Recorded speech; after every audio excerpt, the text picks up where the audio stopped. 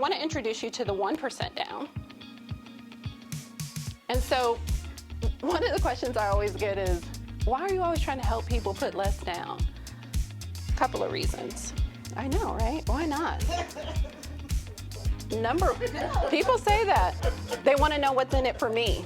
They think it's something in it for me. If you don't put, right, I'm like, 1% down, 100% finance, and no money down, it's a great thing. Some people, they're curious because they want to know, it's not the norm. They're used to hearing 20%, which is so wrong. The average is 5% that people put down. No matter what the loan type. No matter the loan type. No matter if it's FHA, conventional. Nobody is putting down 20% unless they're selling a property in order to reduce the mortgage on the new property. That's typically because they have the cash. They don't want to do capital gains on it. They don't want the money just sitting there and you blow it after a while too. And even if you try to shelter it in a 1031 exchange, you want a time frame. I've done that before and had to end up eating it in taxes, you know? So it's trying to play the market when rather just put the money down into the new house. But typically 5%. So people ask that question and I tell them, I have owned 7 properties in my lifetime. I've never put down more than 5%. Never in my life. Always have sold with a minimum of $50,000. Highest one was the one I had to eat, and that was $275,000 that I made on the property. But I mean, it's the reality. Put down as little as you need to, right? Build the equity, make a smart investment. When you see banks popping up, retail, Starbucks, that's the area that you need to start looking at, right? Not what's convenient, not what your parent has told you, not the other scenarios. And put down as little as you can so that you can do the other things that are necessary as well. So this one is a little bit different because it's conventional. And this one is a 1% down because there's a grant, as you can see here, which means I don't pay it back, for 2% or up to $4,500. The max purchase price is $375,000. So I would look back in your CRM, anybody, and this is what I would say, where they are in a low to moderate income, because they're purchasing in the $300,000 range, right? So low to moderate income, I would look for those individuals, look for listings that were under $375,000, and then long as they have relatively low debt and a minimum 620 credit score, then this is the program for them. So 1% down is equivalent to their earnings. You see what I'm saying? Like, people can relate to that. They can understand that, so 1%. Single family, condos, and manufactured homes as well. So all of those are eligible. Keep in mind there is that income cap, that $90,800. All right. So on the buy side, this is one that people don't know as well, and this is called the link loan. So this is a newer loan to the market, which is the underlying loan is an FHA loan. However, it is a shared equitable interest loan, meaning you own it with the government for a 3-year period of time. So it is not a lease purchase because I get the equity calculation in the property. It belongs to me. My name is on it. It is 40 years for financing, so not 30. So my payments are a little bit lower because I'm stretched out over an additional 10-year period of time. It does have a 3-year residency requirement, and it's for buyers who they consider not quite mortgage ready, which is almost everybody. So not quite mortgage ready. It does require ACH payments for their monthly mortgage. So it's not like it's due on the 1st and you're gonna pay on the 15th. It's not that kind of mortgage. We're gonna withdraw on the 5th of every month kind of loan. 600 credit score, 660 for self-employed. Longer loan cycle because it is in coordination with Trio. Trio is the lender that actually does the coordination with the loan behind it, but a 45-day loan cycle. So I want you to think about buyers who are first-time home buyers, self-employed, college graduates, just getting that first job, no job history. Remember, most guidelines are looking for what did you do for the last 2 years to qualify for today. I was in school, right? So now we're pulling in information regarding that. Individuals that are student loan burdened, well, that's a lot of people. Now, the difference between this loan and a traditional FHA loan is that we have to take the payment that's on their credit report. So we're not assuming a 0.5%, which we typically do on an FHA loan. We're not going in and asking you to go in and get a payment plan that's $50 a month so I have something to document. We have to take what's on the credit report. If you know, like I know, everybody has 0 on their credit report because they've been in forbearance. So it's an opportunity to get those individuals in and not have their DTI inflated.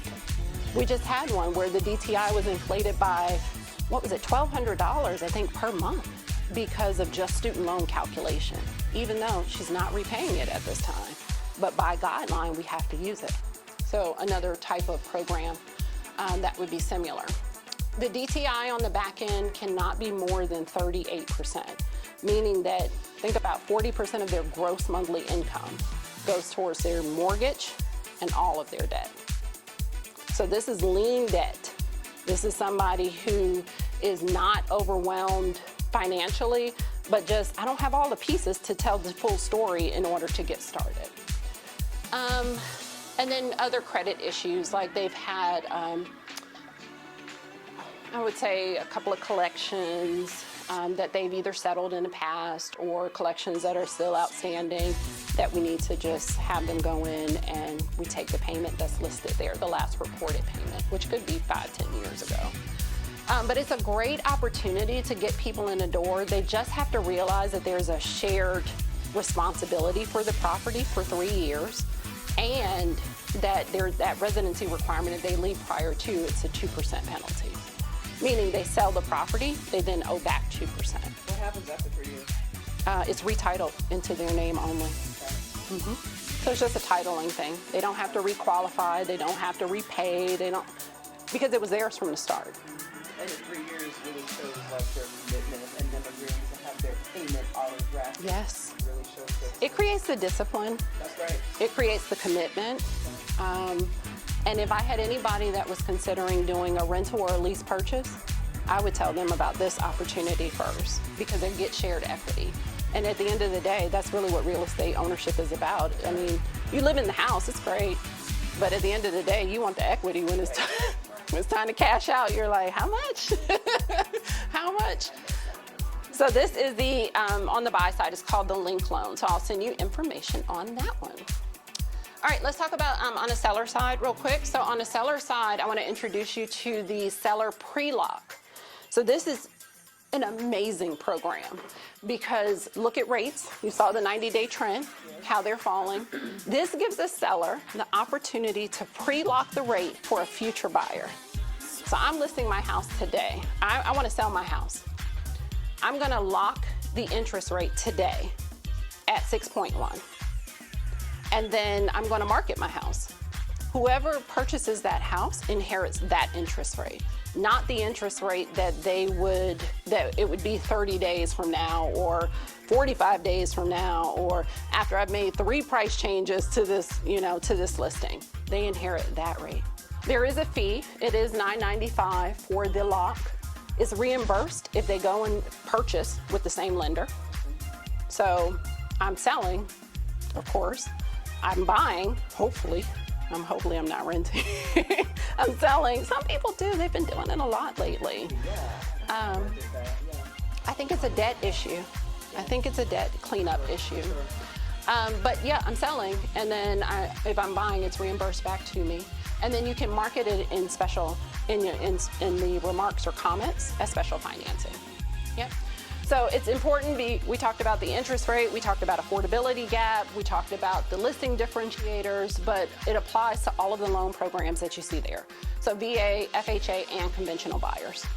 So there's no real knockout for how you can't use this type of opportunity, but also it doesn't knock out who can come purchase from you. right, to get that interest rate as well. And you can use it on all the properties here. So I looked at this listing, and it's none of yours, but I don't want to call a person out. But I just found it online. But the list price for the property was $400,000, and it was 37 days on the market. They had done 2 price changes that were equivalent to $10,000 drops. So think about that. You have the opportunity to either pre-lock the rate for an individual and pay potentially $8,000 in pre-lock costs. But then at the same time, you just took a $10,000 hit and continuing to take hits, right?